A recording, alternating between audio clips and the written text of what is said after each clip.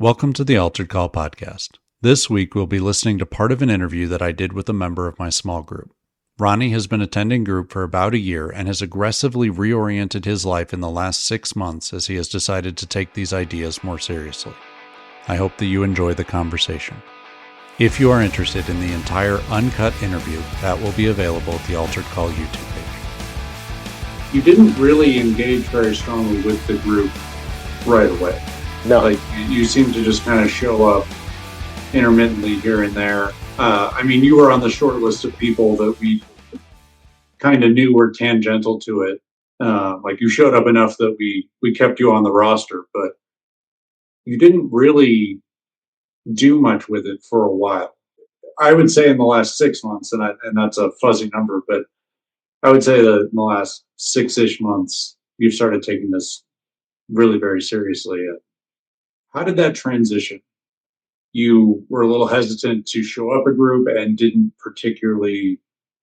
weren't a particularly strong participant most of the nights that you were there. Yeah, I can answer. That's a fair assessment. Yeah, no, totally. And I'll tell you why. When I first started coming, I was like, I want to be a part of this. I need this. This is what I'm hungry for this. I miss accountability from the old days. But at that point, I was drinking every day. And I knew that I think deep down in my guts, I was scared. I was scared to engage in the process. And I think I expressed this to you a couple times. Like, I'm terrified of the discipleship process because I'm just scared of getting too deep. I don't want to know what's down there. I don't want to open that box. So I think I was afraid to open the box of my soul, knowing that there's probably some stuff down there that's scary and I don't want to deal with it. But then there's this other part of me that wanted to be around those men. I think to answer your question, you, Ron, some of the other guys that were participating, I really wanted to be around because I could feel the warmth and light that was coming out of them, out of that process. But I myself was a little scared of it. Almost like I see the campfire, I want to get near, but I don't want to get too near because then I'm going to be seen or I'm going to be exposed or I might get burnt. And also, I was working like crazy. And so there were constantly schedule conflicts with me participating in the group. And it wasn't until, to answer your question about what crossed the line, it wasn't until the groups got shut down and it went outside of the church building, something clicked in my heart of a sense of urgency. Like I don't know. I think it was something a little bit spiritual, like in my mind or in my heart, really. It felt like there is something that doesn't want this to happen and it needs to happen. Or at least someone. Right. And I was like, no. This needs to happen. And it doesn't need to be shut down. And all of a sudden, I think my intensity got more, I didn't care anymore about being exposed. And so I was more willing to show up and engage. And then one night it was like, you had opened up the floor to Kairos Moments. And I was like, F it. Here we go. And I told everybody what I was willing to tell them. I was only going as deep as I was willing. My vulnerability would allow me to go. And that was, I'm super stressed and I feel like I don't have any time and I'm losing the relationship with my kids and my wife and I just feel like I can't grab a hold of them. And I just don't know what to do. Which is all true. Yeah. And all true. Was something that I had observed in you for a while. So it didn't feel in that moment like you were holding back. And to clarify, the style of group that we run, the goal is to set the stage so that if people want to step up and participate, they can, but that's not something that we would ever force on people. So we were perfectly content for you to just kind of observe. Just kind of show up, watch, and throw out some Bible verses every now and then. Because there needs to be, you need to gain trust and buy-in if you're going to expect vulnerability from, I think, men in particular, but from anyone really. All you can do is set the stage and then allow them to kind of step in voluntarily. Like, Just a I don't think anything would have happened if 6 months prior I had forced you to say something. no, nothing would nothing would superpower. happen.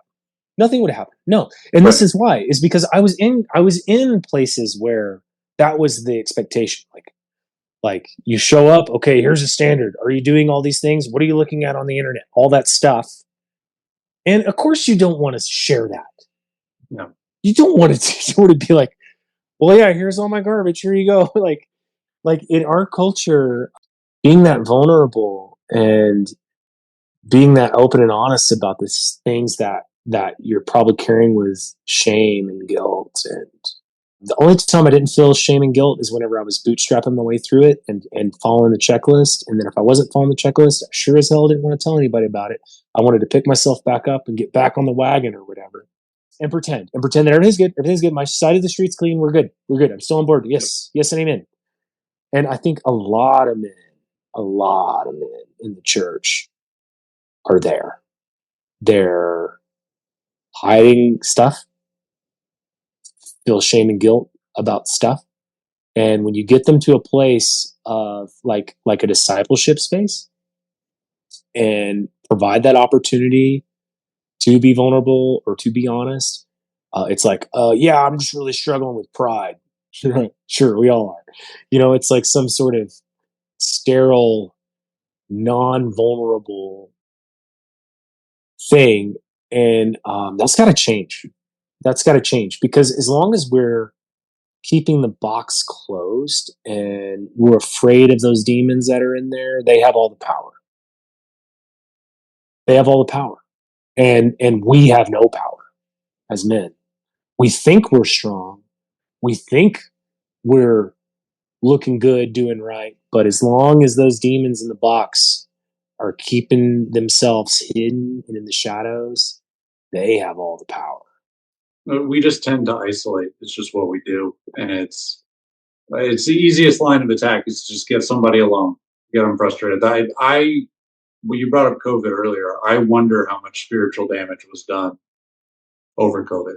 Like with churches shutting down, everyone going to their home and being on their own, watching the news, trying to figure out what's going on. Like, I wonder how detrimental that was to faith broadly. I remember hearing about the lockdown idea, just looking at my wife and going, "We will not do that. Like, we cannot be isolated from all people. That's not a thing. You don't get to be isolated and healthy." No, and I'm an extreme extrovert. Like I have to be around people. I was driving my family. I'm an extreme introvert, and I still know. right. Like I very strongly prefer being alone.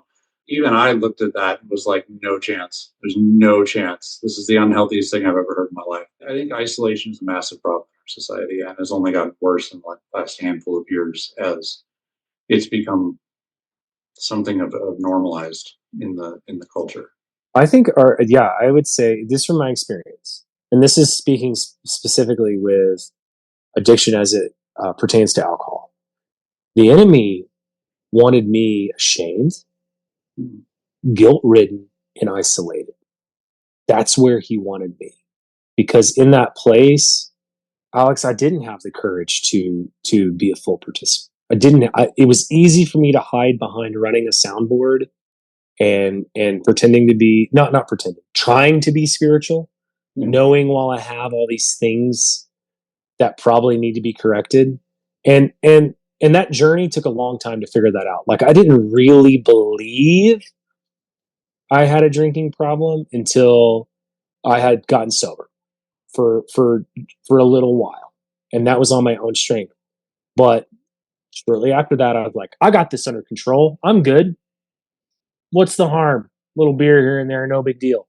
And over time, it became this thing that had me in shackles. And then finally, whenever and it was in group. So this is what happened. I confessed to you guys that life was out of control and I was super stressed and so busy and didn't have healthy relationships with my wife and kids. And I'm just, blah.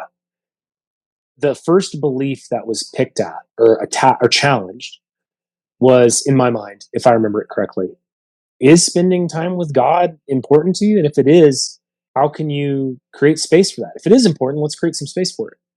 And so I decided to start listening to the Bible in my Jeep on the way to work, because I have an hour commute or so every day. So that was on the tail end of a season that I had volunteered to do some one-on-one coaching with some guys that I thought would need it or appreciate it or whatever. I just had some extra capacity in my schedule, and so I offered some one-on-one coaching, and I had offered it to you, hoping that you would take it, and you didn't. No. Right. But but I remember I coached another guy on this exact issue. Like, in my head, if I can just find whatever passion exists in you, whatever passion you have for God, I don't care how much of it there is. Like I've said, I would rather you have one passionate 3-minute conversation with God every day than read the Bible for an hour. Like, yeah, I just whatever the max level of passion you can generate is, let's start with that and use that as a seed to grow over time. And so I think that part of your decision to interact with God in the car, which was, as I recall, your first step as well, was I had made the same recommendation to him, and he'd been doing it for a period of time because he found that driving to work was kind of the optimal time for him to engage in that way. And yeah, and I think you decided on the tail end, well, hey, I drive really far every day to work. Yeah. And I was like, great. Hey, great. There's my answer right there. That's what I'll do. Yeah. Oh, perfect. A solution. Which is a great first step, because it just slides right into your routine. Yeah, but I hated it. It was like I wanted to listen to Sports Talk Radio, and it was really boring at first. Yeah. But I slogged through it. And I just remember having a conversation with one of the guys, like, I feel like it's kind of hard, but sometimes it's good. But somehow we got talking about, well, how's your relationship with your wife? How's your relationship with your kids going? And I was like, still not there. I should probably carve some time out for them too. Maybe that'll help. And so I decided, you know what? Forget work on Tuesday and Thursday nights. That's going to be carved out for my family. Tuesday nights, I'm going to take one of the kids out for a date. Thursday nights, I'm dating my wife. That was actually really awesome. Like I saw some improvement, and my relationships were starting to improve. Shortly after that, though, I realized that my need for money was because our spending was out of control. And that was the heart of some of the stress of why I was so busy and why my relationship with my kids and wife was not as great as it could be, is because I'm having to work so much, is because our spending's out of control. So me and Mandy decided, dang it, we're going to get on a budget and start paying off some debt. I met with you and worked on some budget stuff and started taking that seriously, and we got on the same page. That was in January.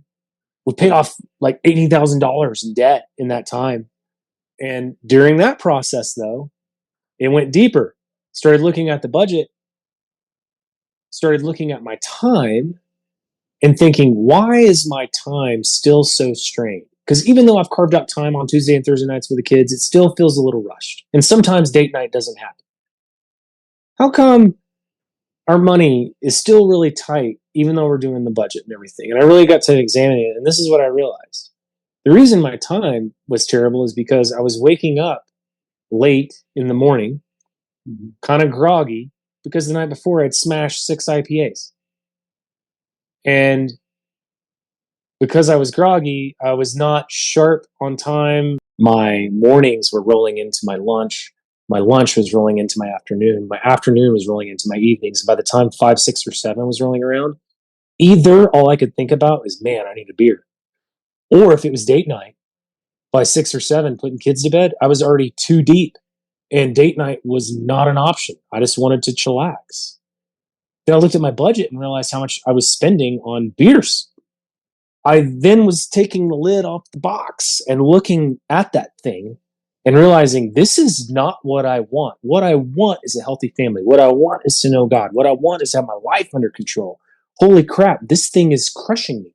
So I called Ron and I told him, "Hey, Ron, yeah, man, yeah, what's going on? Yeah, everything's going great. Yeah, we're good. Just working, rolling, going. Well, bro, I'm great. But I was thinking, I should probably like maybe get alcohol out of my life because we're kind of doing this budget thing, and I think it's kind of hurting a little bit." And he's like, "Oh yeah, bro, that's a good idea. You should definitely do that." Tried to bootstrap it, and it wasn't working. The old methods weren't working, and I think I was coming face to face with the reality of the situation. It was more than just a physical thing; it was a spiritual thing. And because I said something to Ron, "Hey, I think I might need to get this under control," that was a confession. That was like, it was half-ass for sure, but it was a confession and a little bit of repentance nonetheless. Something spiritual started to happen there. And for 3 weeks, I really struggled trying to get it out of our life. 3 weeks, I was struggling with it. And finally, one night, I had a crisis moment that almost sent me to the hospital. I woke up in the middle of the night. My blood pressure was like 158 or something over 120. It was insane. And I thought I needed to go to the hospital. And I woke up my wife and I said, what I was going to say is, I think I need some medical help. But what I said to her is, "Honey, I don't think I can stop drinking, and I think I have a problem." And then I started weeping. The fact I said that to my wife honestly and confessed it, there was power in that, Alex. There was power in it. And I started to get some of that power back. I could feel it in my soul right in that moment. And my blood pressure started to come down. Heart rate started to come down. And I went to sleep. Actually, that night, I called a recovery center to see if I needed to go to the hospital, but no one answered. So I just went to sleep. Very helpful. The next morning, they called me back. And I talked to them a little bit, and it was a total stranger. But I kind of said the same thing to him. And I could tell he's a Jesus guy. Because immediately he started speaking truth in life, almost not scripture, but just biblical truths to me that bolstered up my spirit. And then there was another guy that I had a relationship with from the past experiences, that he's like one of those really like radical demon slayer type guys, walking around with tambourines, banners at church and stuff like. I'm just kidding. He's not that, but he's super charismatic. All right, let's just say that. And he called me, and I confessed some things to him, and then got another step. And then our group was on hiatus during this time. We weren't meeting, but I called Ron and told him. And with every time I said, "Hey, this is what's going on," I had never done that before. I had always just only confessed or repented when it was the very last option, because I got caught in my mess and I was going to figure it out on my own. That is not me anymore. I don't believe that anymore. I believe that I am strong whenever I confess the things that are getting in the way of me and Jesus. I'm weak when I hide them, which is the exact opposite of what I used to believe. What I used to believe is I am strong whenever I don't have visible weaknesses. When they're pushed down and hidden, that is when I'm strong. I don't believe that anymore. That is when I'm weak. When I'm hiding stuff is when I'm weak. My strength is in the vulnerability with other men that are on the path, part of the process too, that are going to fight the fight with me, or sit in my ashes with me, or be ready to pray for me or support me because they love me, because we both love Jesus. I'm not saying that just because you start vomiting all your garbage on the person that's behind you in the grocery store means you're going to get spiritual freedom. I don't think it works that way. Like, whenever there is I don't want to use spiritual language, but a covenantal thing, like whenever you're around a table and you have these good faith agreements, like, hey, we're all here to be more like Jesus. Hey, we all believe in the Bible. Hey, we all agree that we want to be on the path or whatever. Like my wife, hey, I'm going to spend the rest of my life with you. And I believe that God is a God of our house, and we both love Jesus and want to be more like him. So that's our covenant together.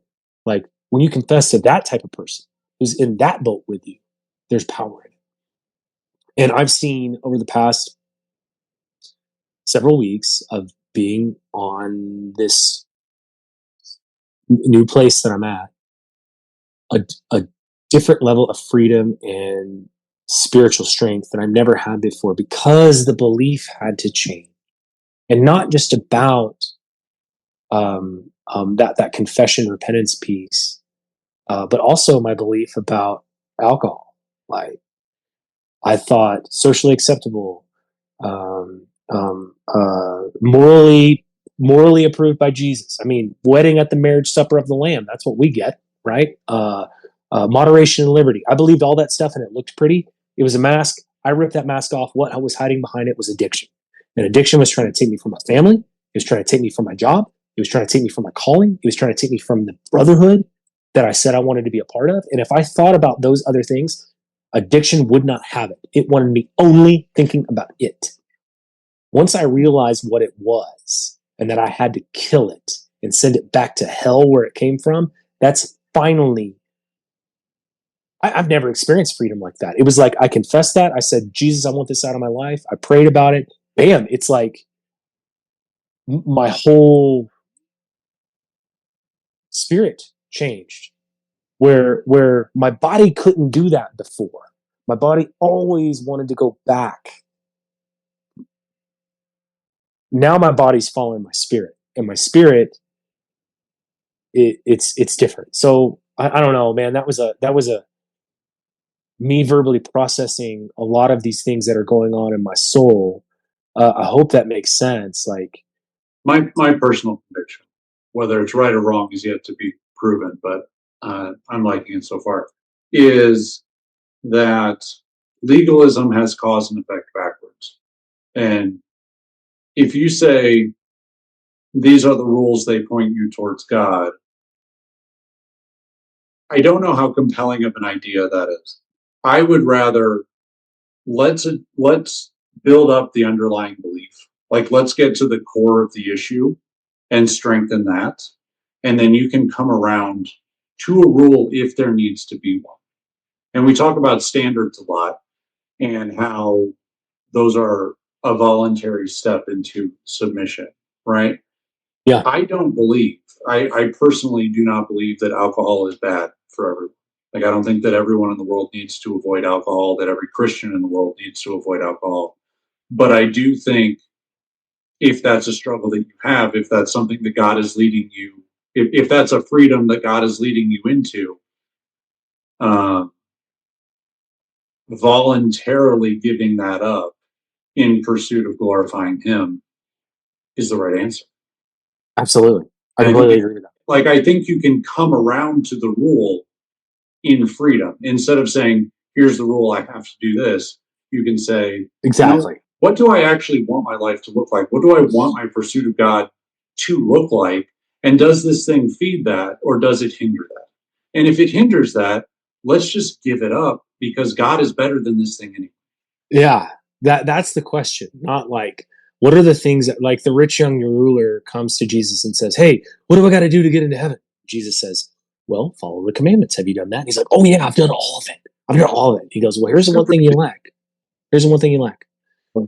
Why don't you sell everything you own and give it to the poor? That's not a commandment. That's not like a scriptural thing. Jesus was just meeting where he was at. And he's like, that's the one thing you don't want to give me. That's the one thing you're holding on. That's the thing that's getting in the way of you and me. Why don't you give that? That's the next step. That's what, like, that's the thing. And what's interesting about your story, we didn't, like, as a group, I mean, I was there for all of those conversations. We didn't tell you to do any of this. No.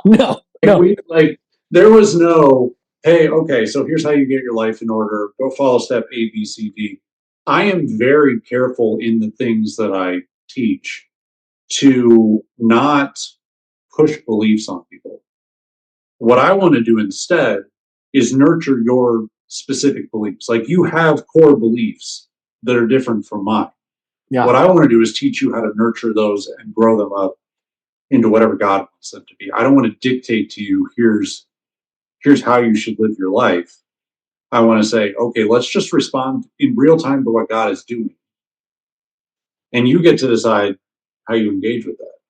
And I find it so fascinating that you took to it so aggressively and that you have just gotten so much done in the last 6 months.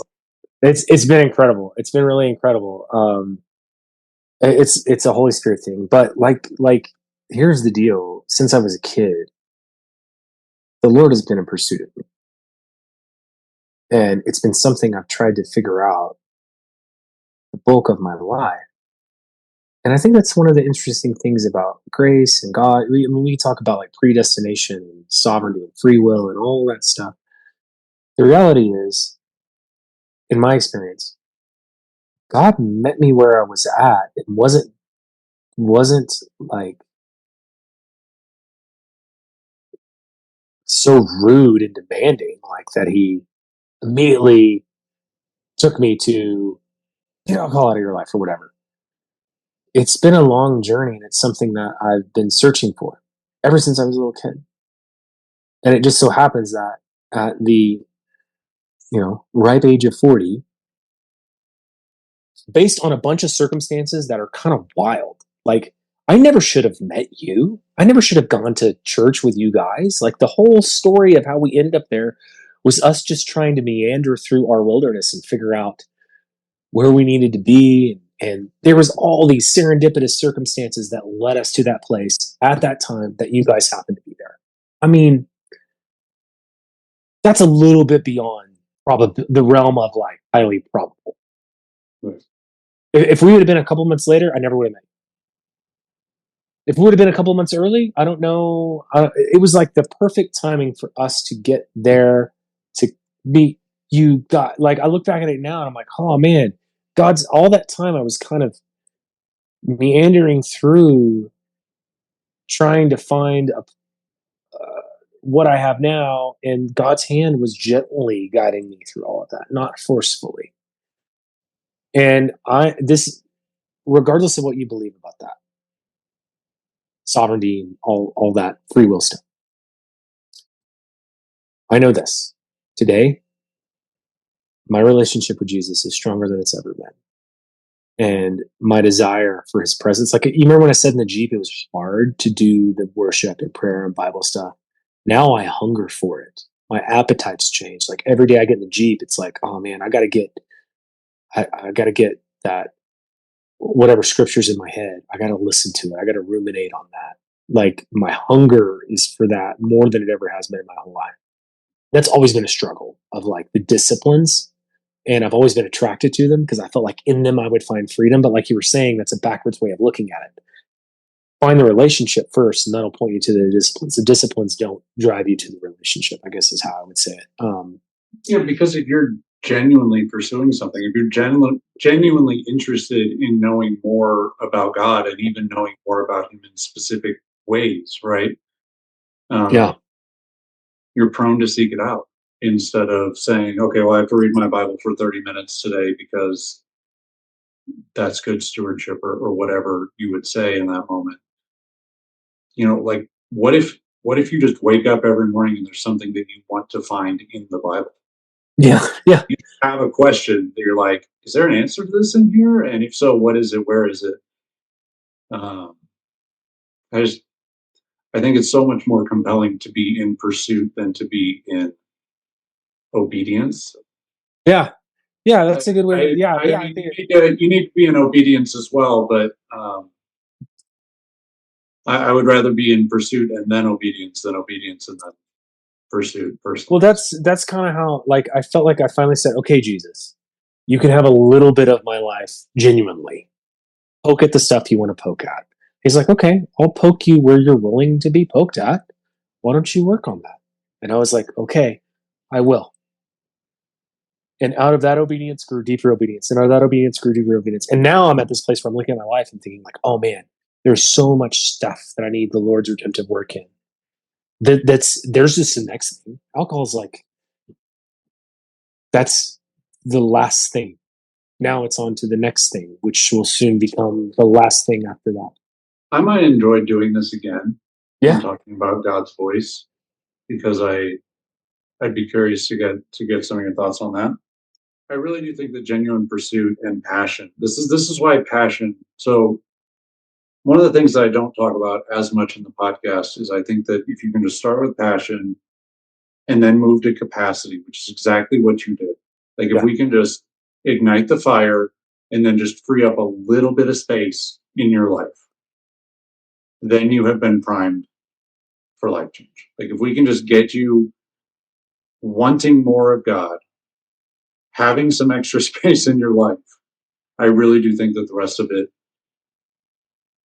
I mean, it doesn't just happen because that denies what you contribute to the exchange. But I do think that you have created fertile ground at that point for life change to happen. Where Totally. You're talking to God, you're listening to him, Yeah. you're wanting more of him, and he says, okay, you're ready to go, let's go. So you're familiar with the parable of the sower, where the seed gets sown. Some of it falls on rocky ground, some of it falls on ground with thorns, some of it falls on other types of soil that aren't so great. But then some of the seed falls on good soil. Well, why is that soil good?